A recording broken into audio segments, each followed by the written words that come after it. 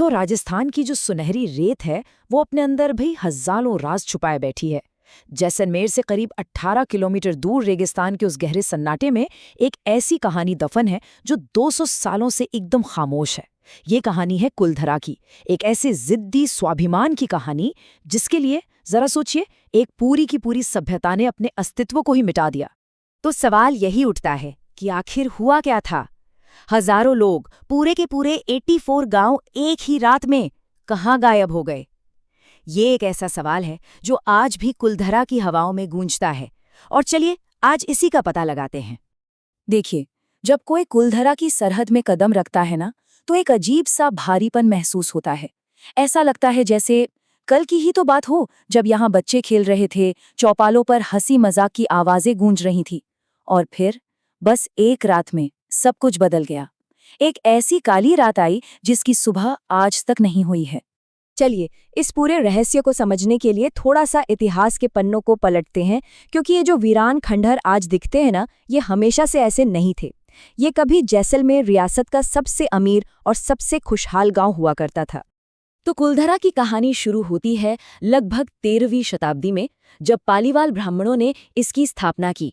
सदियों तक उन्होंने सिर्फ जीना ही नहीं सीखा, बल्कि रेगिस्तान में एक जबरदस्त फलती फूलती सभ्यता बना डाली, जो लगभग 600 सालों तक चली। लेकिन फिर अचानक से सब कुछ खत्म हो गया। अब इन पाली वालों की जो प्रतिभा थी वो सच में कमाल की थी। वो सिर्फ पुजारी नहीं थे, बल्कि एक तरह के वैज्ञानिक सोच वाले किसान भी थे। उन्होंने खड़ीन नाम की एक ऐसी जबरदस्त तकनीक बनाई जिससे वो बारिश की एक एक बूंद को जमा करके रेगिस्तान की उस बंजर जमीन पर सोना उगाते थे, मतलब फसलें उगाते थे। और इससे पता चलता है कि वो लोग अपने समय से कितना आगे थे।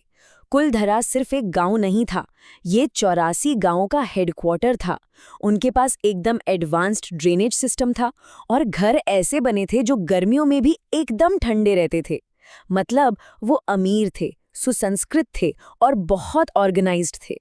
लेकिन अफसोस की बात यह है कि यही समृद्धि उनकी बर्बादी का कारण बन गई। तो चलिए अब देखते हैं कि ये सब बदला कैसे। 19वीं सदी की शुरुआत में जैसलमेर रियासत की असली ताकत राजा के हाथ में नहीं थी, बल्कि उसके दीवान के हाथ में थी। उसका नाम था सलीम सिंह, लेकिन लोग उसे उसकी क्रूरता की वजह से जालिम सिंह भी कहते थे। उसे सत्ता का ऐसा नशा था कि वो अपनी प्रजा को कीड़े मकोड़ों से ज्यादा कुछ नहीं समझता था। लेकिन सिर्फ उसका लालच ही नहीं था जिसने कुलधरा की किस्मत लिख दी। जो लोक कथाएं हैं उनके मुताबिक सलीम सिंह की बुरी नज़र गांव के मुखिया की खूबसूरत बेटी पर पड़ गई। अब ये कोई प्यार व्यार नहीं था, बल्कि एक सनकी दीवान की हवस और जिद थी। उसने गांव वालों को ये क्रूर फरमान भेजा और उन्हें एक ऐसे मोड़ पर लाकर खड़ा कर दिया जहां से कोई रास्ता नहीं जाता था। पालीवाल ब्राह्मणों के लिए ये सिर्फ एक लड़की का सवाल नहीं था, नहीं, ये उनके धर्म, उनकी इज्जत और उनके सैकड़ों साल पुराने स्वाभिमान का सवाल था। लेकिन दूसरी तरफ सलीम सिंह का सामना करने का मतलब था निश्चित मौत। सलीम सिंह ने उन्हें सोचने के लिए कुछ दिनों की मोहलत दी थी। हर घर में डर का माहौल था कि अब क्या होगा।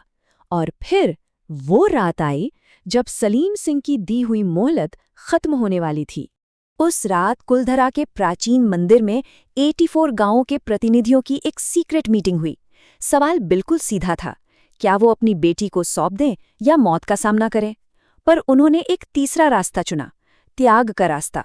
उन्होंने अपनी पुश्तैनी जमीन, अपने घर, अपना सब कुछ छोड़ने का फैसला कर लिया। मतलब ये कोई एक गांव नहीं था, ये एक पूरी की पूरी सभ्यता थी। एक दो नहीं, पूरे 84 गांव के हजारों लोग, बच्चे, बूढ़े, औरतें, सब एक साथ निकल पड़े और रेगिस्तान की हवाओं ने जैसे उन्हें अपनी पनाह में ले लिया हो। किसी को कानों कान खबर तक नहीं हुई। उस मंजर की कल्पना करना भी मुश्किल है। हजारों घरों के दिए एक साथ बुझा दिए गए, बच्चों के खिलौने आंगन में बिखरे रह गए। उन्होंने सिर्फ अपनी इज्जत, अपने स्वाभिमान को बचाने के लिए सब कुछ त्याग दिया। ये भारतीय संस्कृति के स्वाभिमान का शायद सबसे बड़ा उदाहरण था। तो आखिर वो हजारों लोग गए कहाँ? ये आज तक एक अनसुलझी पहेली है। और कुलधरा हमेशा के लिए वीरान क्यों रह गया? इसके पीछे कई अलग अलग थ्योरीज हैं। कहा जाता है कि जाते जाते उन पालीवाल ब्राह्मणों ने दर्द और गुस्से में अपने प्यारे गांव को एक श्राप दिया, एक ऐसा श्राप जो लोग कहते हैं कि आज भी कुलधरा की हवाओं में गूंजता है। तो क्या ये सच में एक श्राप था? 2013 में एक पैरानॉर्मल टीम ने यहाँ अजीब घटनाओं का अनुभव जरूर किया। कुछ वैज्ञानिक थ्योरीज भी हैं, जैसे IIT खड़गपुर का कहना है कि शायद कोई बड़ा भूकंप आया हो या फिर सूखा पड़ा हो, लेकिन सूखा तो धीरे धीरे आता है और पालीवाल तो पानी बचाने के मास्टर थे, इसीलिए स्वाभिमान वाली कहानी का वजन सबसे ज्यादा लगता है। और उस जालिम सलीम सिंह का क्या हुआ?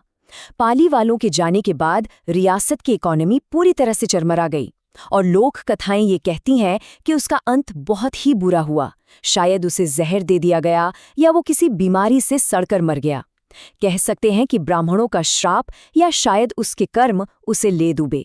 कुलधरा की खामोश दीवारें आज भी चीख चीख कर एक ही बात कहती हैं कि हम उजड़ गए लेकिन हम झुके नहीं। तो असली डर उन वीरान दीवारों में नहीं है, बल्कि उस वजह में छिपा है जिसने उन्हें खाली कर दिया। सवाल भूतों का नहीं, सवाल सत्ता का है, क्योंकि सत्ता का अहंकार हकीकत में बस्तियां उजाड़ता है, श्राप नहीं।